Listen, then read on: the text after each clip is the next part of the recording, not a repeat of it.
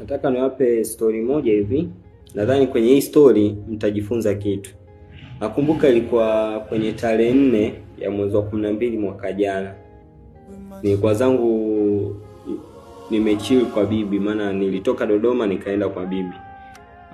Nikapigiwa simu na bosi mmoja, akaniambia kwamba kuna kituo kinatakiwa mfanyakazi aende akapige kazi huko. Kweli tukakaa tukaelewana sehemu, akaniambia sehemu gani, akanipa maelekezo, tukaelewana na gharama, kila kitu.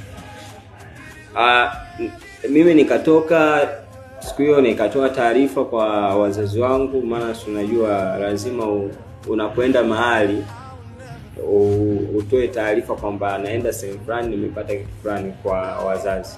Kweli nilipotoa taarifa, wazazi wakabariki. Sasa nakumbuka nilitakiwa nisafiri tarehe 7 ya mwezi wa 12. Hapo tarehe 4 nimepewa taarifa.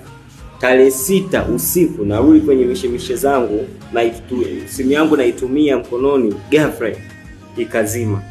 Sikujua kwa nini ikazima tu ghafla.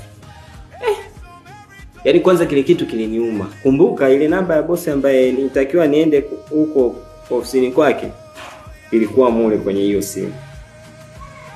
Nikatoka nikamwambia bibi, bwana simu yangu imeharibika na kesho asubuhi natakiwa nisafiri, sijui nafanyeje. Bibi akaniuliza, kwani hizo simu zenu mnatengeneza shilingi ngapi? Maana sijui na itakuwaje. Maana yani imeharibika usiku, asubuhi ya ambao ndo tarehe 7, tarehe 6 imeharibika, tarehe 7 natakiwa niende huko napotakiwa. Unaona?